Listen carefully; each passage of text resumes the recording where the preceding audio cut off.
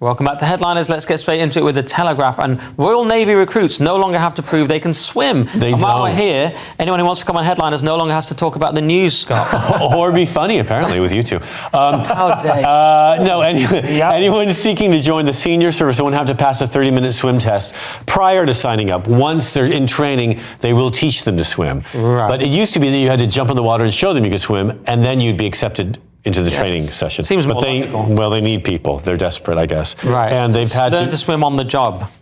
They've had to decommission a couple of larger ships so they can man a few others. So the Royal Navy is shrinking in that regard too. We used to rule the waves, Leo. Yeah. There's a whole song about it and everything. What the hell now happened? no one can even swim. Yeah, and if Russia invades, they won't need to shoot us. They can just push us off the side of a boat. Yeah. None of us can swim. It's ridiculous. But it Hose shows us down. the military is in a perilous state because nobody's signing up. Because all the people who traditionally would have signed up to fight in the military, and a lot of, it's a family tradition for some families, get told, patriotism, any sort of, if you display a flag, if you're got any pride in your country, then you're a horrible, evil bigot.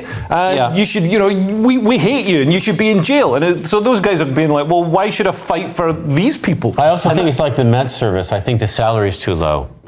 I think they need to pay them a little bit more. Yeah. They are risking their lives after all. Yeah, it's a good point. You know what? That's interesting. Also, Leo's point, it sounds like Leo rhetoric, but actually there was guidance released to top army people saying here are indicators of extreme far-right people. One of them was patriotism. I mean, that's a real guidance that came out in the press. I mean, it's absolutely unbelievable. It's like, to do that job, you've surely got to be at least slightly patriotic. That's been a thing for a while, though, here. I know that in West London, where I used to live, and really even in East, where I do now, if you put up a St. George flag, I think people get a bit suspicious. I think the neighbors start raising eyebrows over it. It's just a flag. Except during the football. Only if it's the World Cup or the Euros. That's it. You're allowed it for a few weeks. I don't see a problem being proud for being English. I don't see why that's a difficulty. It's not, but we're in a weird country, in a weird place.